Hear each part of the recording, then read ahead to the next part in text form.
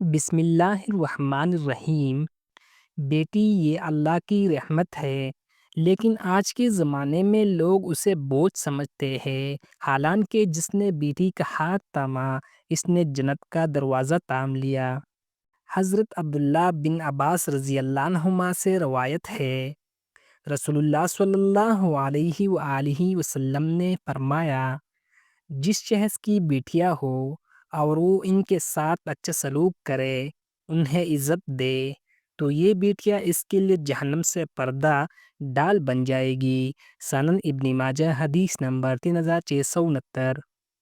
حضرت عائشہ رضی اللہ عنہا سے روایت ہے، نبی کریم صلی اللہ علیہ وآلہ وسلم نے فرمایا، جس کو بیٹیوں کی آزمائش دی گئی اور اس نے صبر کیا تو یہ بیٹیاں اس کے لیے قیامت کے دن پردہ بنے گی۔ صحیح بخاری، حدیث نمبر 1418۔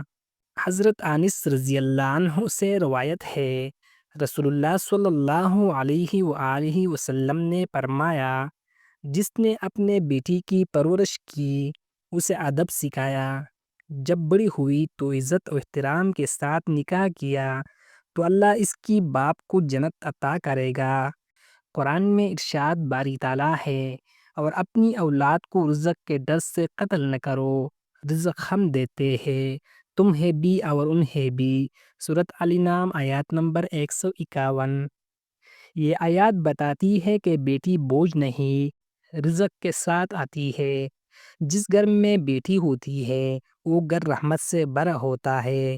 اس کا مسکرانا صدقہ، اس کا سایہ برکت، اور اس کے لیے دیا گیا ہر خرچ سب سے بڑا صدقہ ہے۔